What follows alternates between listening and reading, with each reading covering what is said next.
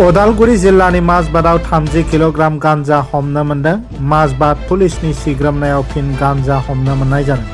सिग्रोमनाय समाव माजबाद पुलिसा 30 किल'ग्राम गान्जा हमनो हायो। बे गान्जाखौ उदालगुरि जिल्लानि माजबाद बाहादुर आदर्श गामिनिफ्राय हमनो मोननाय जादों। गान्जा सिखाव फालांगिरि खालामनायनि सन्देहआव पुलिसा सासे सुबुंखौ हमदों। पुलिसनि सुलुंनिफ्राय मिथिनो मोननाय बादिब्ला हमजानाय सुबुंखौ माजबाद पुलिस थानानि सिङाव थानाय बाहादुर आदर्श गामिनि थागिबि बाल दैमारि होनना सिनायथिनाय जादों। बे अपारेशनाव माजबाद पुलिस थानानि मावख'गिरि नीलभ ज्योति नाथ, SI चित्रनील दास आरो पुलिस बेटेलियन जवानफोरा दैदेनदोंमोन।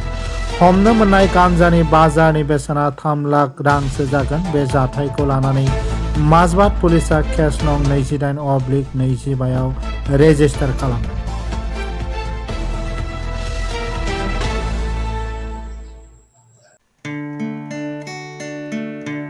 उदालगुरि हालामनि रायजो राजाफोरनि थाखाय गोजोनथाव खौरां।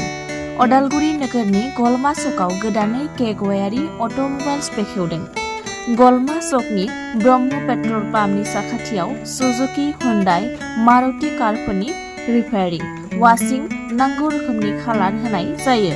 लोगोसे बेवहाय अरिजिनेल पार्ट्सफोरखौबो मोननो हागोन।